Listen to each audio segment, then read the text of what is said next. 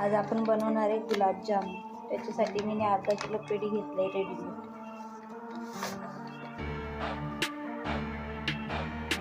चला आपण दुधाच्या ऐवजी गरम पाणी टाकणार आहे। कोमट पाणी बनवले, लागत टाकणार आहे पाणी।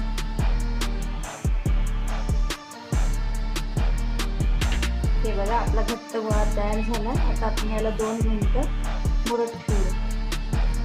2 मिनिटं आता आपण गोळे तयार करून घेऊ।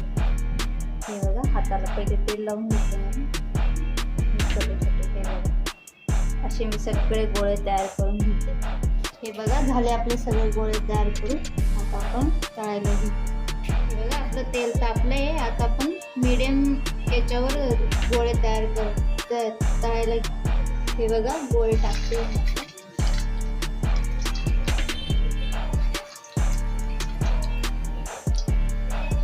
हे बघा झाले आपले गोळे तयार। अजिबात विरघळलेले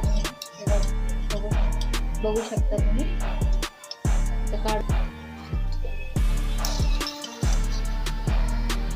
बघा पाणी मी आधीच टाकून ठेवलं होतं। इलायची टाकूया आता। पाणी 2 ग्लास घेतले होते मी। बघा 2 ग्लास पाणी घेतलं होतं। आता आपण वाटीवर साखर टाकू। साखर आहे जाड साखर आहे ना, त्याच्यामुळे वाटीवर ती फक्त विरघळून घेण्यापुरतं हे करायची। विरघळलं का जास्त पाक करायची गरज नाही।